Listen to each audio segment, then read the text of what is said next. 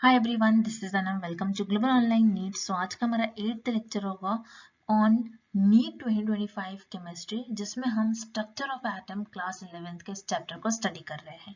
तो देखिए, आज के इस वीडियो में हम quantum mechanical model of atom इस टॉपिक के बारे में डिटेल में स्टडी करेंगे। तो जैसे कि हमने प्रीवियस लेक्चर में देखा था, जो बोर्स मॉडल था, बोर्स मॉडल के कुछ लिमिटेशंस थे, जिससे कि हमें पता चला कि बोर मॉडल भी फेल हो गया हमारे मॉडल ऑफ एटम को देने में। तो जब भी कोई मॉडल फेल हो जाता है तो ऑब्वियसली कोई न्यू मॉडल आता है, तो जो कि है quantum mechanical model of atom. So quantum mechanical model of atom ये एक न्यू मॉडल है, करंटली ये एक्सेप्टेड मॉडल है, जिसके बारे में हम आज के इस लेक्चर में स्टडी करेंगे। तो एंड तक जरूर देखिए इस वीडियो को। आपका फुल्ली एनसीईआरटी बेस्ड हम आपको बताते हैं, एक एक लाइन आपके एनसीईआरटी की हम कवर करते हैं हमारे सेशन में, ताकि आपको नीट में आसानी हो, आप सारे आंसर इजीली मार्क कर आ सकते हो। सो एंड तक जरूर देखिए इस वीडियो को। चैनल पर नए हैं तो जरूर सब्सक्राइब कर लीजिए। और चलिए आज के इस वीडियो को हम स्टार्ट करते हैं। देखिए, जिससे कि हमने देखा बोर्स एटॉमिक मॉडल, तो बोर्स एटॉमिक मॉडल के भी हमने कुछ लिमिटेशंस देखे, जिससे हमें पता चला कि बोर्स मॉडल भी फाइनली फेल हो गया मॉडल ऑफ एटम को बताने में। तो जब भी कोई मॉडल फेल हो जाता है तो ऑब्वियसली कोई न्यू मॉडल आएगा जो मॉडल ऑफ एटम बताएगा कि एटम का स्ट्रक्चर किस तरीके से है। तो यहाँ पर देखिए quantum mechanical model of atom आया। ठीक है, Bohr's model, bourse theory fail होने के बाद quantum mechanical model of atom आया। और इससे पहले भी कुछ डेवलपमेंट्स हुए, जिसको हमने प्रीवियस लेक्चर में देख लिया। ठीक है, dual nature of dual behaviour of matter and Heisenberg uncertainty principle. And then उसके बाद quantum mechanical model of atom आया, जो कि हम करंटली हमने इस मॉडल को एक्सेप्ट करा है। ठीक है, तो हम इस मॉडल को डिटेल में स्टडी करेंगे कि quantum mechanical model of atom क्या कहता है। तो चलिए अब वीडियो को हम आगे बढ़ाते हैं। अब हम देखेंगे कि quantum mechanical model of atom क्यों आया। Why quantum mechanical model of atom, इसको हमें लाने की क्यों जरूरत पड़ी। तो देखिए, सबसे पहले हमने देखा जो बोर्स मॉडल है, बोर्स मॉडल क्लासिकल मैकेनिक्स को ओबे करता है। अब ये क्लासिकल मैकेनिक्स क्या होता है, जो कि बेस्ड होता है न्यूटन लॉ ऑफ मोशन पर। ठीक है, और ये सक्सेसफुली डिस्क्राइब करता है मैक्रोस्कोपिक ऑब्जेक्ट्स को। ठीक है, जिनका पार्टिकल लाइक बिहेवियर होता है। मैक्रोस्कोपिक ऑब्जेक्ट क्या होता है, जिसको आप आपके आईज से देख सकते हो, जैसे कि कोई स्टोन है, ठीक है, ऑर्बिटिंग प्लैनेट्स वगैरह, इनको आप आपके आईज से देख सकते हैं, जिनका पार्टिकल लाइक बिहेवियर होता है। तो क्लासिकल मैकेनिक्स इन ऑब्जेक्ट्स के बारे में, जो कि मैक्रोस्कोपिक ऑब्जेक्ट होते हैं, उसके बारे में बताता है। However it fails when applied to microscopic object. ठीक है, तो क्लासिकल मैकेनिक्स जो है ये माइक्रोस्कोपिक ऑब्जेक्ट को नहीं बताता है, जैसे कि इलेक्ट्रॉन हो गया, एटम हो गया, मॉलिक्यूल हो गया, इसके बारे में क्लासिकल मैकेनिक नहीं बताता है। This is mainly because of the fact classical mechanic जो है ये कंप्लीटली इग्नोर करता है ड्यूअल बिहेवियर ऑफ मैटर इस कॉन्सेप्ट को, और स्पेशली अनसर्टेनिटी प्रिंसिपल को भी ये टोटली इग्नोर कर देता है। तो देखिए, क्लासिकल मैकेनिक्स जो है सिर्फ और सिर्फ मैक्रोस्कोपिक ऑब्जेक्ट के लिए अप्लाई होता है, और क्लासिकल मैकेनिक्स जो है ये माइक्रोस्कोपिक ऑब्जेक्ट जैसे कि इलेक्ट्रॉन, एटम, मॉलिक्यूल्स, इसको कंप्लीटली इग्नोर कर देता है, इसको बताने में फेल हो गया क्लासिकल मैकेनिक्स। ठीक है, अब देखिए, अब क्या होता है कि क्वांटम मैकेनिक्स की इसीलिए जरूरत पड़ी ताकि माइक्रोस्कोपिक ऑब्जेक्ट के बारे में कुछ डिस्क्राइब करा जाए। ठीक है, इसीलिए quantum mechanic model of atom की जरूरत पड़ी। अब ये क्वांटम मैकेनिक्स क्या होते हैं, तो ऐसी साइंस की ब्रांच जो डुअल बिहेवियर ऑफ मैटर को बताती है, उसे हम कहते हैं क्वांटम मैकेनिक्स। तो क्वांटम मैकेनिक्स बेसिकली आपकी macroscopic object as well as microscopic object, दोनों भी ऑब्जेक्ट के बारे में बताती है, या फिर इन दोनों भी ऑब्जेक्ट को डिस्क्राइब करती है। तो यही होता है आपका क्वांटम मैकेनिक्स। तो अब नेक्स्ट स्लाइड में हम क्वांटम मैकेनिक्स के बारे में और डिटेल में स्टडी करते हैं। अब देखते हैं हम कि क्वांटम मैकेनिक्स होता क्या है। तो क्वांटम मैकेनिक्स जो कि थ्योरेटिकल साइंस है, जो कि डील करता है स्टडी ऑफ माइक्रोस्कोपिक ऑब्जेक्ट, जिनके पास दोनों चीज होती है, यानी wave like and particle like उनके पास प्रॉपर्टीज होती है, और इन ऑब्जेक्ट्स के लिए ये लॉज प्रोवाइड करते हैं। देन क्वांटम मैकेनिक्स जब मैक्रोस्कोपिक ऑब्जेक्ट के लिए अप्लाई करी जाती है जिनका जो वेव लाइक नेचर होता है और वेव लाइक जो प्रॉपर्टीज होती है वो इनसिग्निफिकेंट होती है, यानी उनकी जो वेव लाइक प्रॉपर्टी होती है वो नेग्लिजिबल होती है और उनके जो रिजल्ट आते हैं वो सेम आते हैं एज क्लासिकल मैकेनिक्स। ठीक है, यानी जैसा हमने देखा क्लासिकल मैकेनिक्स जो है ये मैक्रोस्कोपिक ऑब्जेक्ट जो कि आप आपके आई से देख सकते हैं उनके लिए अप्लाई करे जाते हैं, और क्वांटम मैकेनिक्स भी दोनों ही ऑब्जेक्ट यानी कि microscopic as well as macroscopic object के लिए भी अप्लाई करी जाती है। और जब क्वांटम मैकेनिक्स मैक्रोस्कोपिक ऑब्जेक्ट के लिए अप्लाई करी जाएंगी तो उनके रिजल्ट भी सेम आएंगे जैसे कि क्लासिकल मैकेनिक्स के रिजल्ट आते हैं। ठीक है, the next point, the fundamental equation of quantum mechanics was developed by Schrödinger. ठीक है, and it won him the Nobel Prize in Physics in 1933. तो 1933 में श्रोडिंजर एक ऐसे साइंटिस्ट थे जिन्होंने क्वांटम मैकेनिक्स के लिए फंडामेंटल इक्वेशन दी थी जिसके लिए उनको नोबेल प्राइज भी मिला था। ठीक है, जैसा न्यूटन लॉ ऑफ मोशन के थ्री फंडामेंटल लॉज है, इक्वेशन है, force is equals to mass into acceleration, तो उसी तरीके से क्वांटम मैकेनिक्स की भी जो फंडामेंटल इक्वेशन है ये श्रोडिंजर इस साइंटिस्ट ने दिया था जिसके लिए उनको नोबेल प्राइज मिली। और ये जो इक्वेशन थी ये wave particle duality of matter को प्रपोज कर, मतलब जैसे कि वेव एंड पार्टिकल लाइक जो मैटर की प्रॉपर्टीज होती है दोनों प्रॉपर्टीज को ओबे कर रहा था, एज वेल एज जो डी ब्रॉगली इक्वेशन थी जैसे हमने देखा डी ब्रॉगली इक्वेशन जो कि काफी डी ब्रॉगली ने भी जो इक्वेशन दी वो काफी कॉम्प्लेक्स एंड उसके लिए आपको नॉलेज ज्यादा चाहिए क्योंकि उसमें ज्यादातर हायर मैथमेटिक्स की जरूरत होती है जो कि आप अभी नहीं पढ़ोगे। हायर क्लासेस में जब आप जाओगे तो उस केस में आपको इक्वेशन वगैरह स्टडी करना पड़ता है। तो अभी आपको 11th-12th में नीट के सिलेबस में ये सब नहीं है क्योंकि इसमें बहुत ज्यादा हाई लेवल का मैथमेटिक्स होता है। तो बस आपको जो क्वांटम मैकेनिक्स के बारे में कुछ चीजें हैं बेसिक वही आपको अभी स्टडी करना है। ठीक है, तो देखिए जैसा अभी हमने देखा श्रोडिंजर साइंटिस्ट ने कुछ इक्वेशन दिया था क्वांटम मैकेनिक्स के लिए, तो वो जो इक्वेशन थी वो क्या थी उसमें उन्होंने क्या बताया था। तो देखिए श्रोडिंजर्स इक्वेशन जो थी ये बताती है कि एटम और मॉलिक्यूल जिसकी एनर्जी चेंज नहीं होती है टाइम के साथ यानी फिक्स्ड एनर्जी जिनकी रहती है उसके लिए उन्होंने एक equation the for a system, एक सिस्टम के लिए। ठीक है, जिसमें यहाँ पर देखिए जो इक्वेशन है वो है H psi is equals to E psi।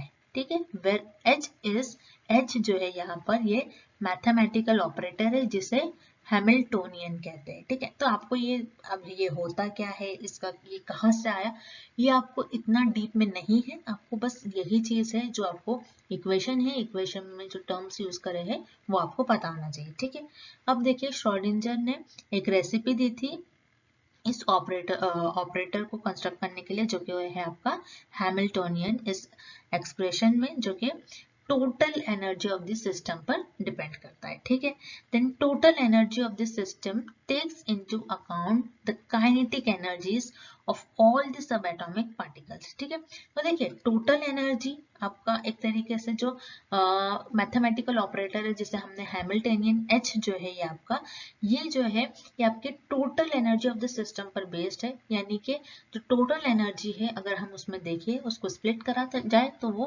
Kinetic energy और पोटेंशियल एनर्जी में इसको डिवाइड करा गया। तो काइनेटिक एनर्जी पोटेंशियल एनर्जी किनके बीच में होगी, अट्रैक्टिव पोटेंशियल जैसे कि इलेक्ट्रॉन और प्रोटॉन के बीच में। ठीक है, और पोटेंशियल एनर्जी जैसे कि सेम इलेक्ट्रॉन स्पीशीज के लिए। ठीक है, इलेक्ट्रॉन के लिए, प्रोटॉन के लिए, तो इनकी काइनेटिक एंड पोटेंशियल एनर्जी जो है टोटल एनर्जी बताती है जो कि मैथमेटिकल ऑपरेटर हैमिल्टोनियन पर बेस्ड होती है। ठीक है, ये इस तरीके से इन्होंने दिया है। तो यहाँ पर अगर आप इक्वेशन को सॉल्व करोगे तो यहाँ पर देखिए solution of the equation gives E and psi। ठीक है, आप इस इक्वेशन को अगर सॉल्व करोगे तो आपको E और psi मिलेगा। E क्या है, एनर्जी है, और psi जो है यहाँ पर वेव फंक्शन है। ठीक है, तो यही है quantum mechanical model of atom में श्रोडिंगर इक्वेशन। अब देखिए quantum mechanical model of atom के हम कुछ इंपॉर्टेंट फीचर्स देख लेते हैं। तो फर्स्ट पॉइंट है N atomic orbital is the wave function psi for an electron in an atom. ठीक है, तो देखिए जो एटॉमिक ऑर्बिटल है इलेक्ट्रॉन के लिए एटम में, तो उसके लिए जो वेव फंक्शन साई है, एक तरीके से ये डिस्क्राइब करता है कि ये जो वेव फंक्शन है साई, ठीक है, ये डिस्क्राइब करता है कि आपका इलेक्ट्रॉन कहाँ ऑक्यूपाई करता है ऑर्बिटल में। ऑर्बिटल में आपका इलेक्ट्रॉन कहाँ पर है, एक तरीके से ये यहाँ पर साई बताता है, जिसको हम वेव फंक्शन कहते हैं। अब since many such wave function are possible for an electron, there are many atomic orbital in an atom। ठीक है, तो देखिए जो एटम होता है उसमें काफी सारे एटॉमिक ऑर्बिटल्स होते हैं, जिसकी वजह से आपका जो वेव फंक्शन है ये काफी सारे इसका होने के चांसेस है, यानी बहुत सारी जगह पर इलेक्ट्रॉन होने के चांसेस है। तो वेव फंक्शन भी क्या होगा, ये ज्यादा होगा, और इसकी वजह से जो एटॉमिक ऑर्बिटल्स भी है ये भी ज्यादा होंगे एटम के पास। ठीक है, यही बोल रहा है। अब देखिए next point, the probability of finding an electron at a point within atom is proportional to the square of the orbital wave function, that is psi square। ठीक है, यानी psi square एक तरीके से क्या बताता है कि कितनी प्रोबेबिलिटी है कि आपका इलेक्ट्रॉन उस पर्टिकुलर रीजन में है। ठीक है, तो from the value psi square at different point within an atom, it is possible that predict region around the nucleus where electron will most probably be found।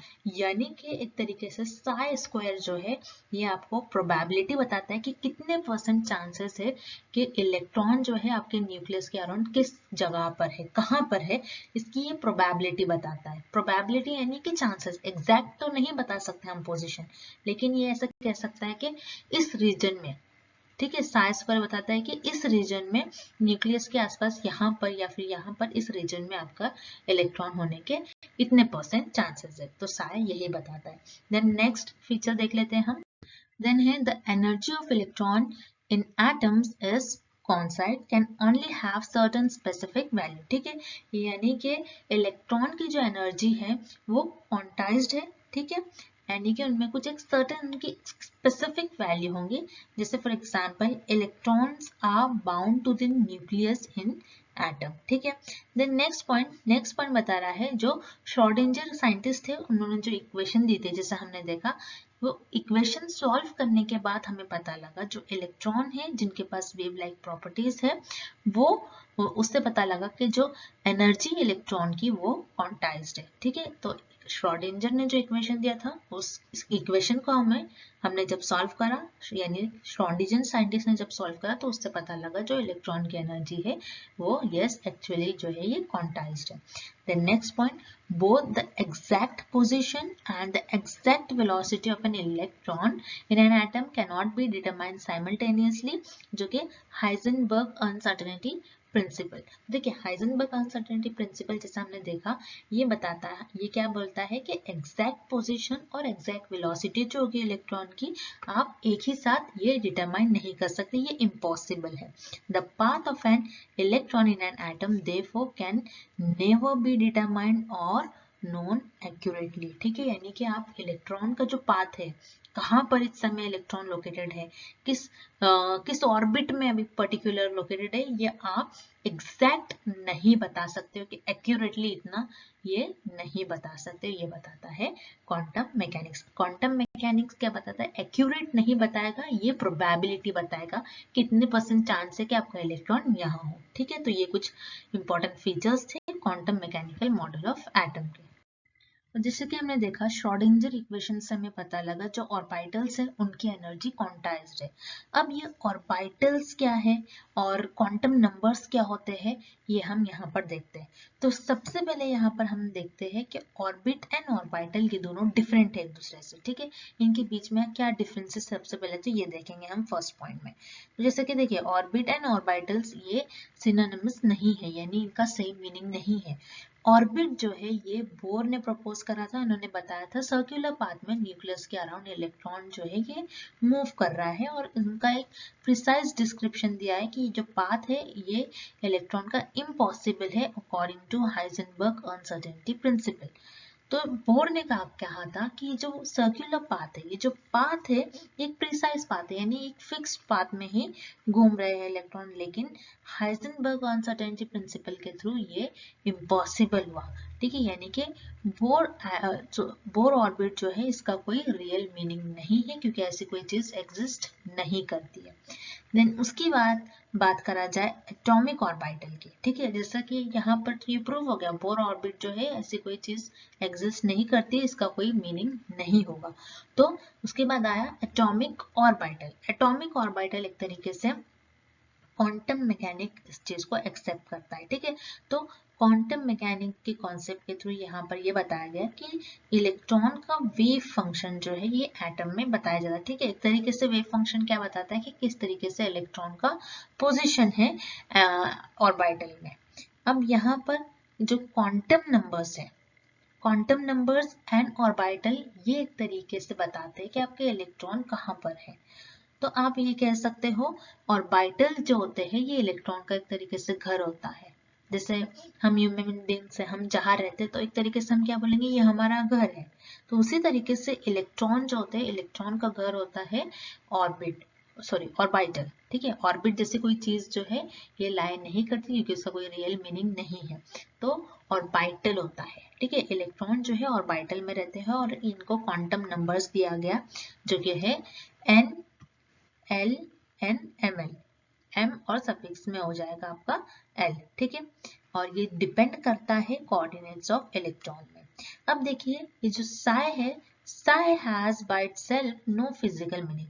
Sai का कोई मतलब नहीं होता है, लेकिन उसी तरीके से अगर हम साई का स्क्वायर लें, ठीक है, साई का अगर हम स्क्वायर लें जो कि आपका वेव फंक्शन है, तो साई का स्क्वायर जो कि इसका कुछ फिजिकल मीनिंग होता है। साई स्क्वायर का क्या फिजिकल मीनिंग होता है, ये बताता है कि प्रोबेबिलिटी आपका इलेक्ट्रॉन कहाँ पर प्रेजेंट है, यानी कि एक तरीके से चांसेस बताते हैं कि इतने % चांस है कि आपका इलेक्ट्रॉन इस रीजन में है। लेकिन सिर्फ साई का कोई फिजिकल मीनिंग नहीं है और साई स्क्वायर का फिजिकल मीनिंग होता है, यानी कि ये चांसेस बताते हैं कि इतने % चांस है आपका इलेक्ट्रॉन यहाँ होगा। ठीक है, अब देखिए यहाँ पर ऑर्बिटल्स एंड क्वांटम नंबर्स का जो नेक्स्ट पॉइंट है a large number of orbitals are possible in an atom. ठीक है, यानी कि एटम में large number of orbitals possible है और जिनको डिस्टिंग्विश करा गया उनके साइज, शेप एंड ओरिएंटेशन के बेस पर। ठीक है, साइज, शेप एंड ओरिएंटेशन। ठीक है, ओरिएंटेशन का मतलब होता है कि किस डायरेक्शन में इलेक्ट्रॉन प्रेजेंट है एक तरीके से। तो देखिए नेक्स्ट पॉइंट है an orbital of smaller size mean there is more chance finding the electron near the nucleus. Similarly, the shape and orientation mean that there is more probability of finding the electron along certain direction than along others. ठीक है, तो यहाँ पर ये point क्या बता रहा है कि जितना जितना कम साइज होगा, जितना स्मॉलर साइज होगा आपके ऑर्बिटल का, इसका मतलब है कि आपका जो इलेक्ट्रॉन है ये न्यूक्लियस के उतने करीब है। और जितना ज्यादा साइज होगा, जितना बड़ा नंबर होगा आपका ऑर्बिटल का, जितना बड़ा साइज होगा, उसका मतलब उतना इलेक्ट्रॉन न्यूक्लियस से दूर है। उसी तरीके से शेप एंड ओरिएंटेशन यानी कि ये बताता है मोर प्रोबेबिलिटी, मोर चांसेस बताता है कि आपका इलेक्ट्रॉन जो है इस डायरेक्शन में है, इस डायरेक्शन में है, इस तरीके से। द नेक्स्ट पॉइंट है atomic orbitals are precisely distinguished by what are known as quantum number। ठीक है, क्वांटम नंबर जो आपका नोन है उसी से आपके एटॉमिक ऑर्बिटल को आप पहचान सकते हो। एक तरीके से जो क्वांटम नंबर्स है वो बताता है कि आपके जो ऑर्बिटल्स है, ऑर्बिटल्स को एक तरीके से ये एक एड्रेस करता है। जैसे कि हम जिस घर में रहते हैं तो हम ह्यूमन बींग्स का एक एड्रेस होता है, घर आपका हाउस नंबर होता है, किस सोसाइटी में आप रह रहे हो, किस स्टेट में रह रहे हो, उस तरीके से यानी कि ये बताता है इलेक्ट्रॉन का एड्रेस करता है इलेक्ट्रॉन को क्वांटम नंबर। अब देखिए जैसे कि जो ये एड्रेस बताता है इलेक्ट्रॉन का, इसको हम डिफरेंट इससे वेज से पता कर सकते हैं, जैसे कि principal quantum number, azimuthal quantum number, magnetic orbital quantum number and electron spin quantum number. तो वन बाय वन हम इन फेनोमेना को डिटेल में हम स्टडी करेंगे। फिर अब हम देखेंगे प्रिंसिपल क्वांटम नंबर क्या होता है। तो principal quantum number n is positive integer with value n is equals to 1, 2, 3 and so on. तो यहाँ पर देखिए प्रिंसिपल क्वांटम नंबर जिससे n से डिनोट करा जाता है और जिसकी वैल्यू 1 2 3 4 सारे इंटीजर नंबर होते हैं, ठीक है। तो प्रिंसिपल क्वांटम नंबर जो है ये बताता है size and to large extension the energy of the orbital, ठीक है। तो साइज बताता है, एनर्जी तो बहुत सारे जैसे फिनोमेनास भी बताता है, लेकिन mainly principal quantum number size and energy बताता है ऑर्बिटल्स की। For hydrogen atom and hydrogen-like species जैसे कि helium plus, lithium 2 plus and beryllium 3 plus, ये सारे जो hydrogen-like species होते हैं जिनके पास सिर्फ एक इलेक्ट्रॉन होता है, उनकी एनर्जी एंड उनके ऑर्बिटल्स की साइज बताता है, जो कि डिपेंड होती है n पर, जो कि प्रिंसिपल क्वांटम नंबर होता है आपका। अब प्रिंसिपल क्वांटम नंबर जो है ये आपके शेल्स को आइडेंटिफाई करता है कि किस शेल में इलेक्ट्रॉन है। Then with the increase of the value of n, the number of allowed orbital increase are given by n square। अब देखिए जो आपके ऑर्बिटल्स हैं, जैसे जो वैल्यू n की वैल्यू अगर इंक्रीज हो रही है तो उसमें हमें क्या पता लगेगा कि ऑर्बिटल्स भी इंक्रीज हो रहे हैं। अब ऑर्बिटल्स कैसे इंक्रीज हो रहे हैं वो n स्क्वायर से आप पता लगा सकते हो, ठीक है। जैसे अगर n 1 है तो 1 स्क्वायर क्या हो जाएगा 1 हो जाएगा, यानी जो आपके n की वैल्यू इंक्रीज हो रही है तो ऑर्बिटल के साइज भी इंक्रीज हो जाएंगे, उसको आप n स्क्वायर से पता लगा सकते हो। All the orbitals are given value of n, ठीक है। जो भी आपके ऑर्बिटल्स है उसके आपको वैल्यू पता करनी है तो n से आप पता कर सकते हैं। Single shell of atom and represented by the following letters n is equals to, तो n से आप प्रिंसिपल क्वांटम नंबर को डिनोट करते हो और इनके जो लेटर्स होते हैं ये आप बताते हो orbital first second third fourth किस शेल में है, जैसे कि K L M N, ठीक है। तो यहाँ पर इन लेटर्स को शेल के फॉर्म में भी आप लिख सकते हो, जैसे कि K L M N किस शेल में है। Then size of orbital increase with increase in principal quantum number. In other word, the electron will located away from the nucleus, ठीक है। तो जैसे कि n की साइज जैसे इंक्रीज होंगी, प्रिंसिपल क्वांटम नंबर जैसे इंक्रीज होगा, आपके ऑर्बिटल्स भी उस तरीके से इंक्रीज होंगे, जिसका मतलब जितना दूर आपका ऑर्बिटल होगा उतना वो न्यूक्लियस से ज्यादा दूर होगा, यानी जितनी लार्ज आपके वैल्यू होगी n की, यानी इलेक्ट्रॉन न्यूक्लियस से उतना दूर होगा, जितनी कम वैल्यू होगी n की दैट मीन्स इलेक्ट्रॉन न्यूक्लियस के करीब होगा। तो यही होता है प्रिंसिपल क्वांटम नंबर। देन है एजिमुथल क्वांटम नंबर। अब एजिमुथल क्वांटम नंबर क्या होता है, जिसे हम L से डिनोट करते हैं और इसे ऑर्बिटल एंगुलर मोमेंटम या फिर सब्सिडियरी क्वांटम नंबर भी कहा जाता है। ये 3 डायमेंशनल शेप बताता है ऑर्बिटल का, ठीक है। अब देखिए यहाँ पर L की वैल्यूज क्या होती है, 0 to n-1 तक के L की वैल्यू लाई करती है। जैसे कि अगर L की वैल्यू 0 1 2 3 इस तरीके से n-1 तक L की वैल्यू हो सकती है, यानी एजिमुथल क्वांटम नंबर की। अब ये वैल्यू कहाँ से आई, तो ये वैल्यू आप देखिए अभी जैसे हमने देखा प्रिंसिपल क्वांटम नंबर, ठीक है। फॉर एग्जांपल अगर n की वैल्यू 1 है दैट मीन्स L की वैल्यू इस केस में 0 हो जाएगी, ठीक है। तो ये फॉर्मूला अप्लाई करना है आपको n-1, तो 1 - 1 क्या हो गया आपका 0, तो L की वैल्यू क्या हो गई आपकी 0। उसी तरीके से for n is equals to 2, अगर n की वैल्यू 2 है तो उस केस में क्या पॉसिबिलिटी होगी, आपकी L की जो वैल्यू है ये 0 भी होगी और 1 भी होगी।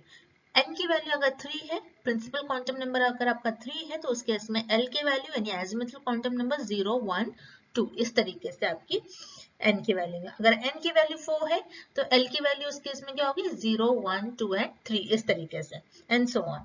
अब देखिए नेक्स्ट पॉइंट है, हर एक शेल जो है अगेन सब शेल्स और सब लेवल्स में डिवाइड करा गया है, ठीक है। अब नंबर ऑफ जो सब शेल्स है, number of sub shells principal shell is equal to value of n, ठीक है।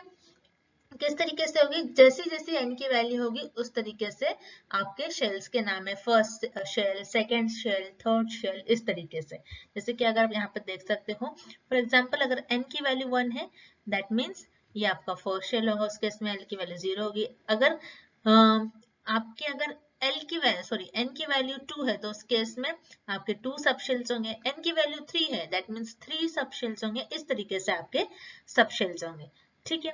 अब देखिए ये जो L की वैल्यू 0 1 2 3 है इसके लिए कुछ नोटेशंस दिए गए, यानी आपकी जो सब शेल है उसके लिए कुछ नाम दिए गए जिसके हम S P D F G H इस तरीके से इन सब शेल्स के एक तरीके से नेम है। तो एक तरीके से जैसे कि इलेक्ट्रॉन का एक तरीके से जो एजीमुथल क्वांटम नंबर है ये बताता है कि जैसे एड्रेस तो हमने देख लिया कि एक तरीके से एड्रेस बताता है, लेकिन ये बताता है कि आपका जो घर है, घर हाउस नंबर आपका क्या है, एक तरीके से एजीमुथल क्वांटम नंबर इलेक्ट्रॉन कैसे बताता है कि किस हाउस नंबर में इलेक्ट्रॉन रह रहा है। ठीक है, अब देखिए एजीमुथल क्वांटम नंबर अगर मान लीजिए n की वैल्यू 1 है तो l की वैल्यू क्या होगी उस केस में 0, क्योंकि हमने ये फॉर्मूला अप्लाई करा n-1 वाला, तो l की वैल्यू 0 है।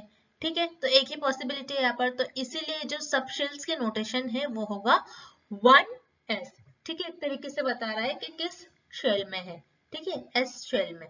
देन उसी तरीके से अगर n की वैल्यू 2 है और l की वैल्यू क्या होगी इस केस में, दो वैल्यू है 0 और 1। ठीक है, n की वैल्यू अगर 2 है तो l की वैल्यू 0 और 1 होगी, यानी कि 2s और 2p इसके सबशेल के ये नोटेशंस होंगे। अगर n की वैल्यू 3 है तो उस केस में 3 पॉसिबिलिटी, यानी l की वैल्यू 0 होगी, 1 होगी और 2 होगी, यानी कि 3s 3p 3d सब शेल्स इनके नोटेशंस होंगे। उसी तरीके से अगर n की वैल्यू 4 है, जैसे कि यहाँ पर आप देख सकते हो, तो इस तरीके से पॉसिबिलिटी होंगी 0 1 2 एंड 3। ठीक है, यानी कि 4s 4p 4d and 4f इनके सब शेल्स की ये नोटेशंस है। ठीक है, अब देखते हैं हम मैग्नेटिक क्वांटम नंबर। तो जैसे हमने देखा principal quantum number, azimuthal quantum number. Principal quantum number एक तरीके से बताता है हमारे ऑर्बिटल्स की साइज एंड एनर्जी को रिप्रेजेंट करता है। एजीमुथल क्वांटम नंबर बताता है कि 3 डायमेंशनल में किस तरीके से हमारे ऑर्बिटल का शेप है। वेराज मैग्नेटिक क्वांटम नंबर बताता है कि हमारे ऑर्बिटल्स का किस तरीके से ओरिएंटेशन है, किस डायरेक्शन में, किस एक्सिस में ऑर्बिटल्स प्रेजेंट है और उनमें इलेक्ट्रॉन कहाँ पर प्रेजेंट है। इस तरीके से मैग्नेटिक क्वांटम नंबर बताता है। अब देखिए यहाँ पर मैग्नेटिक क्वांटम नंबर क्या होता है, जिसे हम ml से रिप्रेजेंट करते हैं, और ये ओरिएंटेशन बताता है हमारे ऑर्बिटल्स का, जिसमें कोऑर्डिनेट एक्सिस वगैरह इन्वॉल्व होते हैं। For any subshell defined by l value 2l plus 1 value of ml are possible and these values are given by ml is equals to -1 से प्लस l, सॉरी -l से plus l। यानी कि यहाँ पर देखिए क्या होता है कि जो मैग्नेटिक क्वांटम नंबर होता है उसकी वैल्यू 2l plus 1 एक तरीके से ये बता रही है। ठीक है, 2l plus 1। अगर मान लीजिए अगर हमने l की वैल्यू यहाँ पर 0 रख दी तो यहाँ पर वैल्यू क्या होगी इस केस में ml की 1 होगी। ठीक है, यानी कि यहाँ पर +1 आ रहा है। तो इसी तरीके से आप अगर मैग्नेटिक क्वांटम नंबर में देखोगे तो नेगेटिव वैल्यू भी पॉसिबल है, क्योंकि देखिए -l से +l नेगेटिव वैल्यू भी पॉसिबल है, क्योंकि हम एक्सिस की बात कर रहे हैं। ठीक है, यहाँ पर देखिए ये बता रहा है कि किस तरीके से ऑर्बिटल्स एक्सिस में लोकेटेड है। ठीक है, तो ये यहाँ पर हमारे जो एक्सिस होते हैं, पॉजिटिव एक्सिस भी होता है, पॉजिटिव एक्सिस, नेगेटिव एक्सिस, सारे एक्सिस में नेगेटिव पॉजिटिव सारे वैल्यूज पॉसिबल है। इसीलिए यहाँ पर जो मैग्नेटिक क्वांटम नंबर है इसकी वैल्यू -l से +l के बीच में होती है। जैसे कि देखिए अगर l की वैल्यू 0 है, ठीक है, एजीमुथल क्वांटम नंबर की वैल्यू 0 है, तो उस केस में क्या होगा, हमारी जो ml की वैल्यू है हमने देखा अभी कैलकुलेट करा 1 आ रही है। ठीक है, यानी कि यहाँ पर जो सबशेल का नोटेशन है वो s है, s ऑर्बिटल में है, जिसका सिर्फ एक ही नंबर ऑफ ऑर्बिटल है, क्योंकि देखिए एस शेल का जो शेप होता है वो स्फेरिकल होता है। इनके शेप्स के बारे में भी हम नेक्स्ट लाइन्स में डिस्कस करेंगे। ठीक है, उसी तरीके से अगर आप देखिए और वैल्यूज आप पुट करते हो, ठीक है, अब जैसे कि l इज इक्वल टू 1 रखते हो तो उस केस में आपको -1 0 इस तरीके से, तो -1 से +1 के बीच में वैल्यू लाई कर सकती है। उसी तरीके से देखिए यहाँ पर अगर आपने l की वैल्यू 1 रखा, यानी कि ये p सबशेल नोटेशन है, यानी कितने ऑर्बिटल्स होंगे इसमें 3 होंगे। देन उसी तरीके से अगर आपकी l की वैल्यू 2 है, यही कह रहा है ये, अगर सेंटेंस में अगर आप देखोगे तो ये फिगर के थ्रू आप समझोगे तो आपको अच्छे तरीके से समझेगा। अगर आपने l की वैल्यू आपकी azimuthal quantum azimuthal quantum number आपका 2 है, तो उस तरीके से आपका जो सबशेल नोटेशन होगा d होगा और नंबर ऑफ ऑर्बिटल्स इसमें 5 होंगे। तो उस तरीके से आप देख सकते हो, आप l की वैल्यूज जो है फॉर्मूला में सब्स्टिट्यूट कर सकते हो। आप देख सकते हो उनके सबशेल्स नोटेशंस क्या होंगे और कितने ऑर्बिटल्स उसमें प्रेजेंट होंगे एक तरीके से। अब देखिए each orbital in an atom therefore is defined by set of values NL and ML, ठीक है। तो ऑर्बिटल्स एक तरीके से हमें वैल्यूज बताते हैं। N प्रिंसिपल क्वांटम, जैसे हमने देखा प्रिंसिपल क्वांटम नंबर एक तरीके से साइज बता रहा है, L एजिमुथल क्वांटम नंबर बता रहा है कि किस तरीके से उनका 3 डायमेंशनल शेप है और ओरिएंटेशन किस डायरेक्शन में है। तो एक तरीके से यहाँ पर ये जो NL ML ये सारे हैं, ये एक ऑर्बिटल को रिप्रेजेंट कर रहे हैं एटम में, ठीक है। अब हम देखते हैं इलेक्ट्रॉन स्पिन क्वांटम नंबर, ठीक है। अब जैसे कि हमने 3 क्वांटम नंबर्स देख लिए, principal quantum number, azimuthal quantum number and then magnetic quantum number, ये सारे देख तो लिए हमने, जो कि हमारे ऑर्बिटल्स की एनर्जी बता रहे थे, शेप्स बता रहे थे, उनकी ओरिएंटेशन बता रहे थे। लेकिन इलेक्ट्रॉन स्पिन क्वांटम नंबर आने की क्यों जरूरत पड़ी? तो देखिए, जैसे कि हमने देखा था हाइड्रोजन स्पेक्ट्रा में, हमने जो स्पेक्ट्रल लाइन देखी थी, जो ऑब्जर्व करी थी मल्टी इलेक्ट्रॉन एटम के लिए, हमने ये देखा था कि जो 2 लाइंस है, जो कि डबलेट्स जिसको नाम दिया गया, ये हमारे स्पेक्ट्रा में बहुत क्लोज आ रहे थे, ठीक है। डबलेट्स, ट्रिपलेट्स, जो ऐसे कुछ स्पेक्ट्रा में लाइंस है जो कि एक दूसरे से बहुत क्लोज आ रहे थे, ठीक है, इस तरीके से बहुत क्लोज।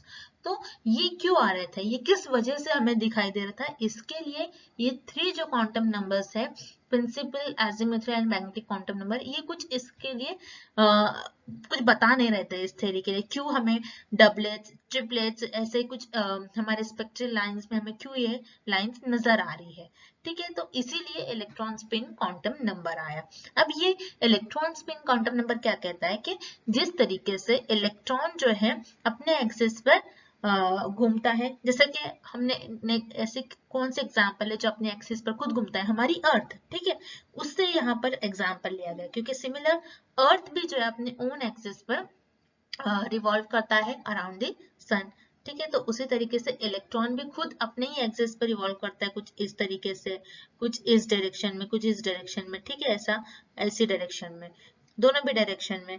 तो यही बता रहा है, तो यही होता है इलेक्ट्रॉन का, ठीक है, प्लस हाफ माइनस हाफ, जिसमें हम spin angular momentum of electron, जो कि एक वेक्टर क्वांटिटी है, जो कि एक तरीके से ओरिएंटेशन बताता है, डायरेक्शन भी बताता है, plus half minus half effect की वजह से यहाँ पर हमें जो क्लोज लाइंस है ये देखने मिलती है, ठीक है। तो जैसे कि plus half minus half spin होती है इलेक्ट्रॉन में, ठीक है, तो इसीलिए इसी को नाम दिया है स्पिन क्वांटम नंबर, जिसमें आप जब आगे पढ़ोगे, इलेक्ट्रॉन को हम जब फिल करते हैं तो कुछ इस तरीके से फिल करते हैं, फिर नेक्स्ट यानी दोनों डायरेक्शन में हम फिल करते हैं, क्योंकि plus half minus half spin होती है। जैसे देखिए, इसे साइन अप डायरेक्शन में, ठीक है, सॉरी स्पिन अप डायरेक्शन में और स्पिन डाउन डायरेक्शन में, इस तरीके से, ठीक है। तो इस तरीके से हम एरोस जो है हमारे ऑर्बिटल्स में इलेक्ट्रॉन्स फिल कर सकते हैं। और एक हमारे इसमें एक जो हम देख रहे हैं ऑर्बिटल में सिर्फ 2 ही इलेक्ट्रॉन पॉसिबल है, इसीलिए spin up and spin down इस तरीके से इन्होंने यहाँ पर नाम दिया है 2 इलेक्ट्रॉन्स के लिए। इसीलिए हमें ये स्पेक्ट्रल लाइंस में ये लाइंस क्लोज एकदम देखने मिलती है, ठीक है। अब देखिए, अभी तक हमने जो भी क्वांटम नंबर्स देखा, principal quantum number, azimuthal, magnetic, spin quantum number, उनका अब एक बारी हम कंक्लूजन्स देख लेते हैं। तो देखिए, यहाँ पर जो 4 क्वांटम नंबर्स है उसमें से फर्स्ट था प्रिंसिपल क्वांटम नंबर। तो प्रिंसिपल क्वांटम नंबर एक तरीके से साइज एंड एनर्जी बताता है ऑर्बिटल्स की। Then there are n subshell for the nth shell, n subshell है, काफी ज्यादा शेल्स है, ठीक है। L जो है ये बताता है shape of the orbital. L क्या होता है? एजिमुथल क्वांटम नंबर, जो हमारे ऑर्बिटल्स के शेप को बताता है, जो कि 2l+1 देर, ठीक है, यानी कि 2l+1 orbital of each type of subshell, ठीक है। 2l+1 से हम सबशेल्स बताते कि कौन से सबशेल्स में इलेक्ट्रॉन है, p, s, d, f, इस तरीके से। अब नेक्स्ट पॉइंट है ml, ठीक है। ml क्या हो गया? Magnetic quantum number. Magnetic quantum number एक तरीके से ओरिएंटेशन बताता है ऑर्बिटल का कि किस डायरेक्शन में, किस एक्सिस में हमारे ऑर्बिटल्स है। उनके लिए वैल्यू क्या होगी? 2l+1 values of the same number of orbital as per subshell. It means the number of orbital is equal to the number of ways in which they are oriented. ठीक है, जितने number n की value होंगी, that means उतने shells होंगे, ठीक है। हमने देखा first shell, second shell, third shell, जितनी n की वैल्यू होंगी उतने आपके शेल्स होंगे, और वो आपको बताएंगे किस वे में आपके जो ऑर्बिटल्स है वो ओरिएंटेड है, एक तरीके से डायरेक्शन वगैरह भी बताते हैं। देन ms, ms क्या देखा हमने? ms क्या होता है? ms होता है स्पिन क्वांटम नंबर एक तरीके से हमें बताता है किस तरीके से इलेक्ट्रॉन की स्पिन हो रही है, क्यों जो हमारे स्पेक्ट्रम में हमें जो लाइन देखने मिले, क्यों जो डबलेट ट्रिपलेट्स लाइन क्यों इतने करीब थे, क्यों इतना पास पास में वो लाइन थे, क्योंकि उनमें स्पिन इलेक्ट्रॉन का स्पिन होता है। जिस तरीके से अर्थ अपने एक्सिस के अराउंड घूमती है उसी तरीके से इलेक्ट्रॉन घूमते हैं, जिसमें plus half minus half spin होती है। तो इसी की वजह से हमें वो जो लाइन है वो करीब देखने मिलती है। तो ms refers to the orientation of spin of the electron. ठीक है, तो अब हम इसको जो डायग्राम्स वगैरह है उसके थ्रू और अच्छे से समझते हैं तो आपको और क्लियर सारी चीजें समझ में आ जाएगी। अब हम देखेंगे शेप्स ऑफ द ऑर्बिटल। ठीक है, ऑर्बिटल के किस तरीके से शेप्स होते हैं। जब भी हमने देखा कि प्रिंसिपल क्वांटम नंबर में एंड एजीम्यूथल क्वांटम नंबर में उस तरीके से इनका प्रॉपर शेप बताया जाता है, 3 dimensional shape. Then magnetic quantum number में ओरिएंटेशन बताया जाता है। तो वो सारी चीजें हम इस डायग्राम के थ्रू समझते हैं ताकि आपका जो कॉन्सेप्ट है और अच्छे तरीके से आपको समझ में आ जाए। ठीक है, तो देखिए एस ऑर्बिटल में देखिए कुछ इस तरीके से होते हैं एस ऑर्बिटल, जो कि स्फेरिकल शेप में होते हैं। इनका जो एजीम्यूथल क्वांटम नंबर होता है यानी जो एल की वैल्यू होती है 0 होती है, यानी एस इनका ऑर्बिटल होता है और एक ही ऑर्बिटल होगा। ठीक है, देन उसी तरीके से अगर पी ऑर्बिटल की बात करें तो देखिए जिसका जो 3D डायमेंशन, ठीक है, जैसा हमने देखा जो डायमेंशन है इनका जो शेप है ये बताता है किस तरीके से इनका 3 डायमेंशनल शेप है।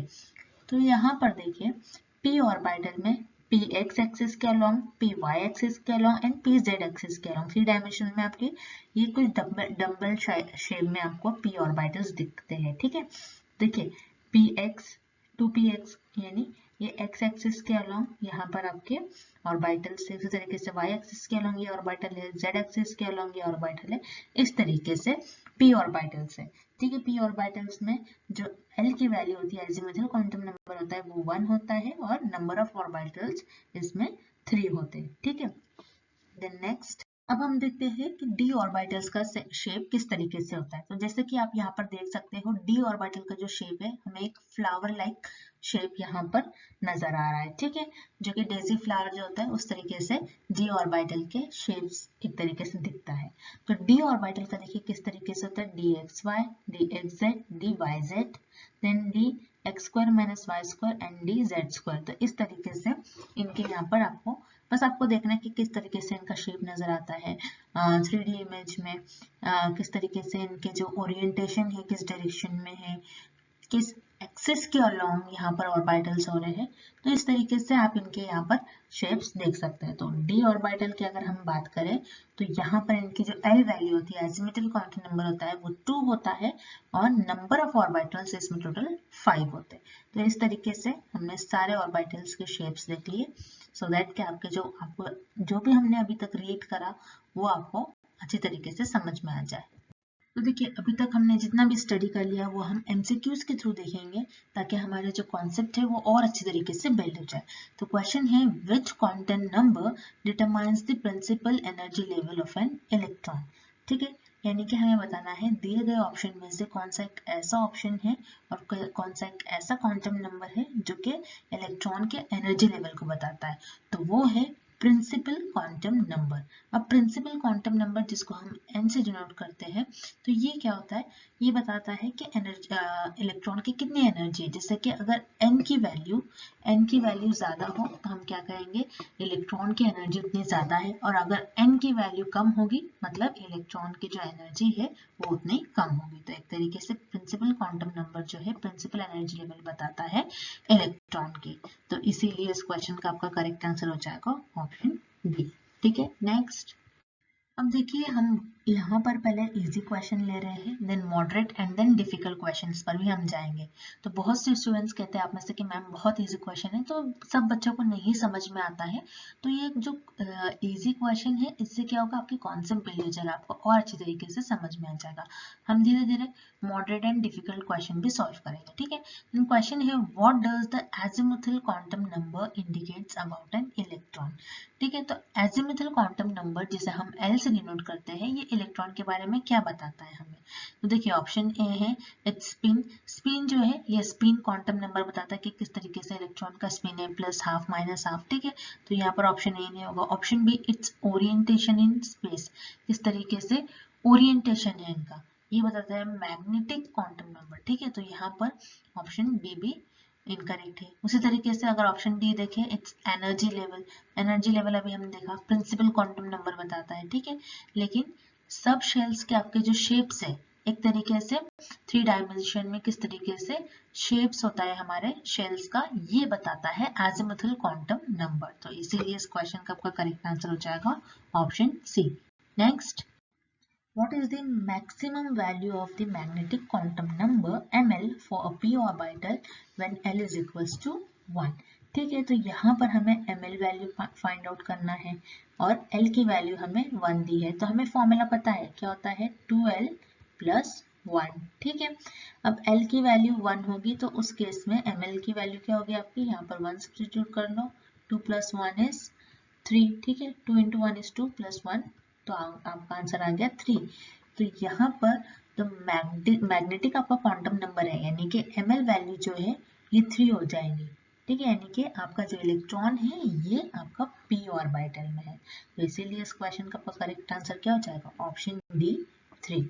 Next, what are the possible values of the spin quantum number ms। ठीक है, तो स्पिन क्वांटम नंबर जिसे हम ms से रिप्रेजेंट करते हैं इसके पॉसिबल वैल्यूज क्या होगी, minus half and plus half, ठीक है। अब स्पिन क्वांटम नंबर ये क्या इंडिकेट करता है, ये प्लस हाफ माइनस हाफ क्या होता है, तो यहाँ पर देखते हैं हम। तो स्पिन क्वांटम नंबर जो है ये डायरेक्शन ऑफ इलेक्ट्रॉन इंडिकेट करता है, यानी इलेक्ट्रॉन किस डायरेक्शन में एक तरीके से इलेक्ट्रॉन की स्पिन बताता है। सो प्लस हाफ जो है ये रिप्रेजेंट करता है spin up and minus half represent करता है स्पिन डाउन।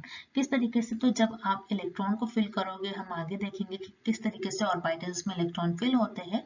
तो एक हमें इतना तो पता है according to spin quantum number कि एक ऑर्बिटल में सिर्फ 2 ही इलेक्ट्रॉन फिल होते हैं।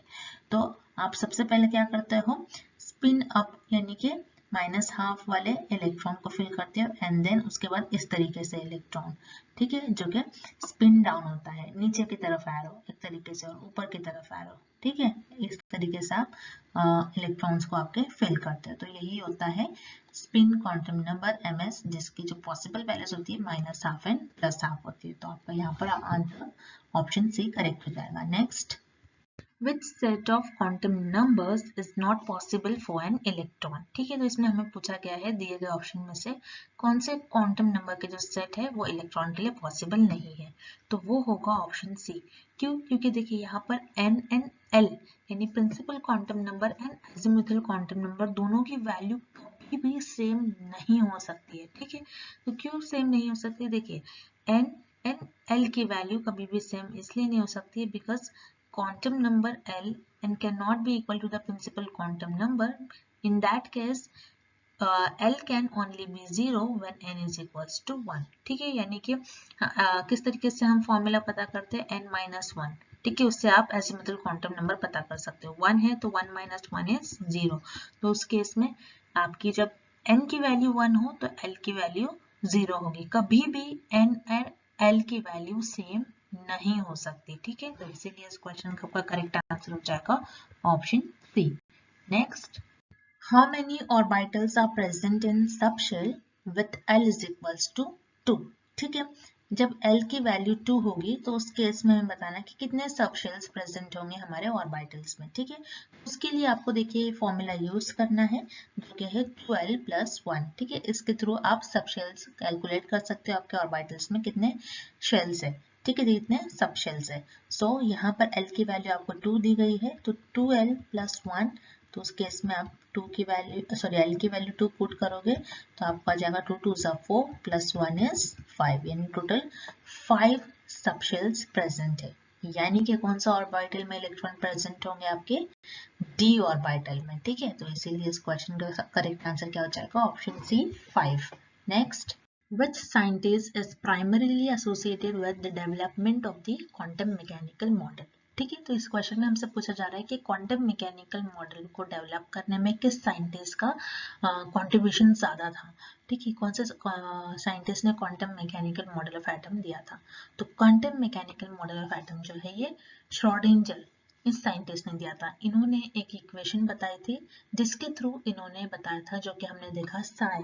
ठीक है, कुछ इस तरीके से होता है साई। साई जो है साई स्क्वायर। ठीक है, साई अपने आप में कोई फिजिकल प्रॉपर्टी नहीं बताता है। अगर हम साई स्क्वायर की बात करें तो साई स्क्वायर बताता है कि प्रोबेबिलिटी एक तरीके से बताता है कि इस रीजन में इलेक्ट्रॉन होने के इतने % चांसेस है। तो श्रोडिंगर एक ऐसे साइंटिस्ट थे जिन्होंने quantum mechanical model of atom में डेवलपमेंट्स इनके ज्यादा रहे। तो इसीलिए इस क्वेश्चन का आपका करेक्ट आंसर हो जाएगा option C, Schrodinger. Next, according to quantum mechanical model electron exist as। तो देखिए क्वांटम मैकेनिकल मॉडल के अकॉर्डिंग इलेक्ट्रॉन कहाँ पर होता है ये हमें बताना है। कि इलेक्ट्रॉन एक फिक्स पाथ में होता है? नहीं, हम इलेक्ट्रॉन का कभी भी एक फिक्स्ड पाथ नहीं बता सकते, क्योंकि अगर हम इलेक्ट्रॉन का देखा जाए तो इलेक्ट्रॉन इस स्पीड से ट्रैवल करते हैं। ठीक है, तो अगर 1 सेकेंड में यहाँ से यहाँ आ रहा है तो एक फिक्स्ड पाथ तो नहीं होगा इलेक्ट्रॉन का। उसी तरीके से ऑप्शन बी देखते हैं, इसीलिए ऑप्शन ए आपका इनकरेक्ट होगा। Option B, waves with a defined position around the nucleus. नहीं, आप उसकी पोजीशन भी नहीं बताते, आप एक फिक्स्ड पाथ भी नहीं बता सकते कि इसी पाथ में इसी रीजन में इलेक्ट्रॉन घूमना, ऐसा नहीं बता सकते। ना कि एक पोजीशन, जैसे कि मैंने अभी आपको बताया बहुत फास्ट स्पीड में, तो आप इसकी एक प्रॉपर आप एक पोजीशन डिफाइन भी नहीं कर सकते हो।